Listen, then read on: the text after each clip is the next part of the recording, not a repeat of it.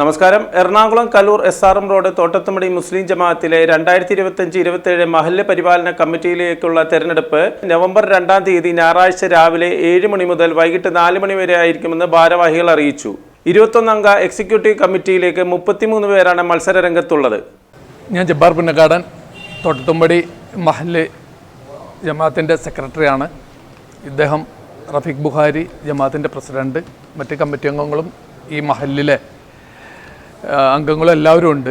എറണാകുളം ജില്ലയിൽ തന്നെ ഒരു പ്രഗത്ഭമായ മഹല്ലാണ് തോട്ടത്തുംപടി മുസ്ലിം ജമാഅത്ത് എന്ന് പറയുന്നത്. കുറച്ച് വർഷങ്ങളായിട്ട് വഖഫ് ബോർഡിൻ്റെ നിയന്ത്രണത്തിൽ ഇലക്ഷൻ നടത്തിയിട്ടാണ് ഈ പള്ളി പരിപാലന സമിതിയെ തിരഞ്ഞെടുക്കുന്നത്. അതുപോലെ തന്നെ അതിൻ്റെ ഭാഗമായിട്ട് 2025-27 കാലഘട്ടത്തിലേക്കുള്ള പരിപാലന സമിതിയെ തിരഞ്ഞെടുക്കുക എന്നുള്ളൊരു ദൗത്യത്തിലാണ് മഹല്ല് പോയിക്കൊണ്ടിരിക്കുന്നത്. വരുന്ന ഞായറാഴ്ച, അതായത് നവംബർ 2-ാം തീയതി രാവിലെ 7 മണി മുതൽ വൈകിട്ട് 3 മണി വരെ നടക്കുന്ന ഏതാണ്ട് 2000-ഓളം അംഗങ്ങൾ വോട്ട് ചെയ്യുന്ന ഒരു പ്രക്രിയയാണ് വരുന്ന ഞായറാഴ്ച നടക്കുന്നത്. തോട്ടത്തുംപടി മഹല്ല് പറയുന്നത് എറണാകുളം കച്ചേരിപ്പടി മുതൽ കലൂർ ബസ് സ്റ്റാൻഡ് വരെ കിഴക്ക് പടിഞ്ഞാറായിട്ടും ലിസി ഹോസ്പിറ്റൽ മുതൽ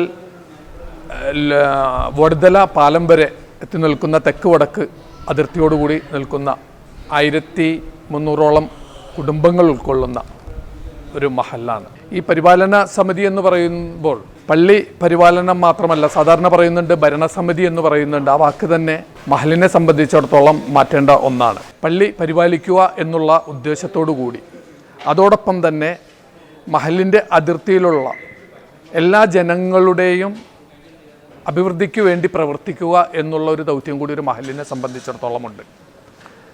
പ്രത്യേകിച്ച് മുസ്ലിം സമുദായത്തിൻ്റെ ഒരു മുസ്ലിം ജമാഅത്ത് ആണെങ്കിൽ തന്നെ ഈ പ്രദേശത്തുള്ള നമ്മുടെ സഹോദര മതസ്ഥർ ഉൾപ്പെടെയുള്ള എല്ലാ കുടുംബങ്ങൾക്കും ഒരു തണലായിക്കൊണ്ട് അവർക്കെല്ലാവർക്കും എന്തെങ്കിലും ഒരു വിഷയമുണ്ടെങ്കിൽ അതൊരു പരിഹാരത്തിനായിട്ട് എത്തേണ്ട ഒരു ഇടം എന്നുള്ളത് കൂടി ഈ മഹല്ല് കൊണ്ട് ഉദ്ദേശിക്കുന്നുണ്ട്.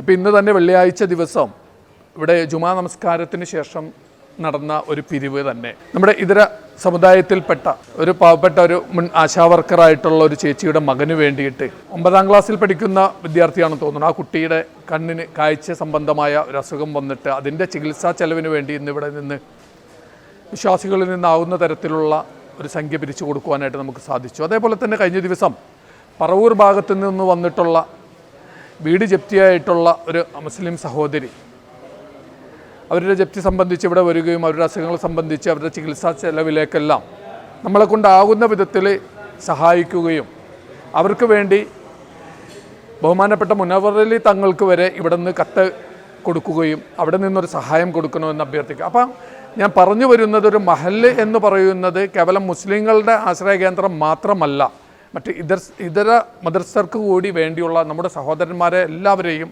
ചേർത്ത് പിടിക്കുക എന്നുള്ള ഉദ്ദേശത്തോടു കൂടിയാണ് ഒരു മഹല്ല് എന്ന് പറയുന്നത്. കോവിഡ് കാലഘട്ടത്തിൽ അതെല്ലാം നമുക്കിവിടെ അനുഭവപ്പെട്ടിട്ടുള്ളതാണ്. നമ്മുടെ പള്ളി തന്നെ തുറന്നു കൊടുക്കപ്പെടേണ്ട ഒരു അവസ്ഥ ഉണ്ടായിട്ടുണ്ട്. അപ്പോൾ അതിൻ്റെ ഒരു തിരഞ്ഞെടുപ്പുമായി ബന്ധപ്പെട്ടിട്ടാണ് ഇന്നിപ്പോൾ ഇവിടെ കൂടിയിരിക്കുന്നത്.